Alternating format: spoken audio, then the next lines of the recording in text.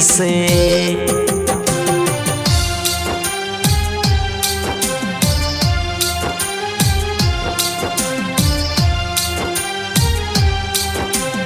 Music by Kanhaiya Rathore.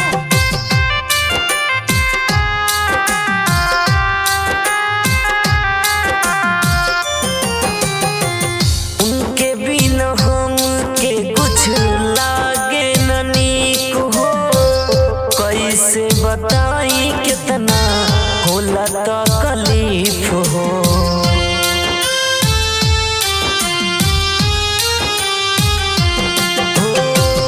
उनके बिना हमके कुछ लागे न नीक हो, कैसे बताई कितना होला तकलीफ हो।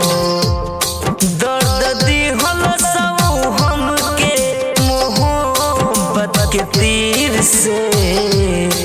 ए डॉक्टर साहेब दिलवे निकाल दी शरीर से।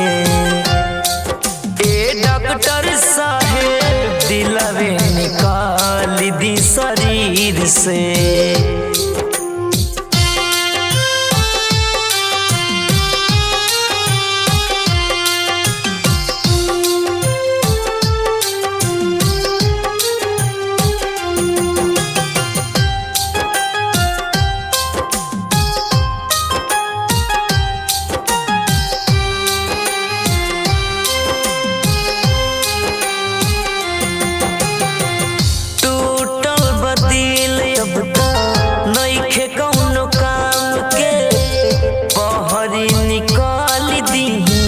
सीनावा के फाड़ के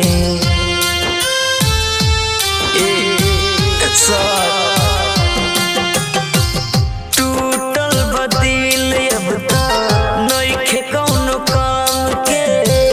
बहरी निकाल दीही सीनावा के फाड़ के। दीही ऐसन दवाई दिलवा धड़के ना फिर से।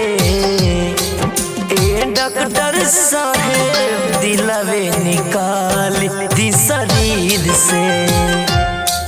ए डॉक्टर साहेब दिलवे निकाल दी शरीर से।